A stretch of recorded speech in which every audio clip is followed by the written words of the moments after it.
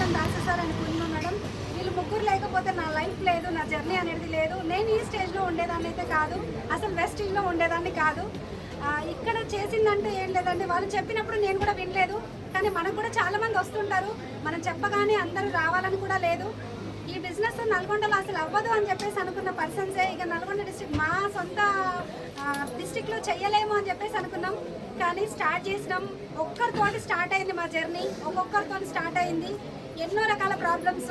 మా జర్నీ వచ్చేసరికి ఒకప్పుడు ఏంటి అని అంటే, ఇప్పుడు కార్లు చూస్తున్నారు కదా, కార్ అనేది మాకు తెలీదు, బస్సులలో జర్నీ ఉండేదన్నమాట. ఆ బస్సులలో ఒకరితోటి ఒకరము, అంటే గీత మేడం నేను ఇద్దరం జర్నీ చేస్తూ వచ్చేవాళ్ళము. చాలా అంటే ఒక 1.5 year అవుతుంది మేము ఇక్కడ నల్గొండలో స్టార్ట్ చేసి. మేము స్టార్ట్ చేసినప్పుడు ఏంటి అని అంటే అంత ఈజీగా ఏం కాలేదు. మీకు చాలా మందికి నోస్ వస్తుండొచ్చు, ప్రాబ్లమ్స్ వస్తుండొచ్చు, అరే మాకే వస్తున్నాయని మీరు అనుకుంటుండొచ్చు. కానీ అట్లాంటి నోస్ మేము ఎన్నో ఫేస్ చేస్తే మీరు అందరు వచ్చారు డైమండ్స్ లాగా.